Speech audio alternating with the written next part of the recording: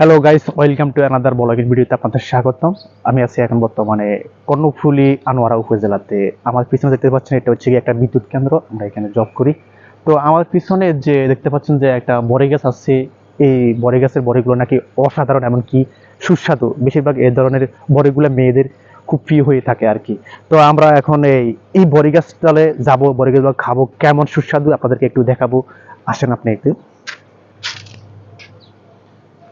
একটা জিনিস খেয়াল করিয়েন, বড়ি গাছটা কিন্তু আমাদের না, মানে এই এরিয়ার ভিতরে না, বড়ি গাছটা হচ্ছে গিয়ে অন্য একটা এরিয়ার ভিতরে আছে। এখানে যেটা দেখতে পাচ্ছেন এটা হচ্ছে একটা দেয়াল অপোজিট সাইডে অন্য একটা মালিকের এই বড়ি গাছটি। অথচ যে মালিকের বড়ি গাছ সে কখনো বড়ি খেতে পারবো না, ধরতে পারবো না, কারণ কি বড়ি গাছের সবগুলো বড়ি দেওয়ালের এই পাশেই আছে।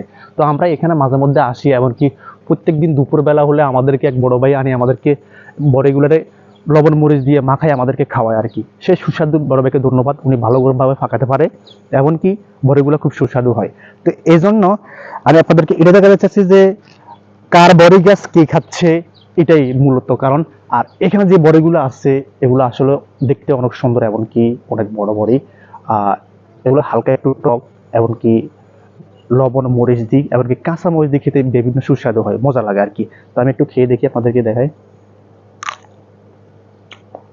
ভালোই লাগতেছে সেই। একটু এদিকে দেখান, এদিকে বড়িগুলো দেখান। সেই বড়ি গাছ, কারণ আরো বেশি ছিল, এখন প্রায় বড়ি সিজন শেষ পর্যায়ে, এই জন্য অনেকগুলো কমে গেছে। আহ, এখন হালকা একটু কম আছে আর কি, বেশি নাই। তো বড়ি যে এত মজা হয় আসলে, এখানে ফিরি ফিরি যে কোনো জিনিস আসলে এমনি মজা হয় আর কি।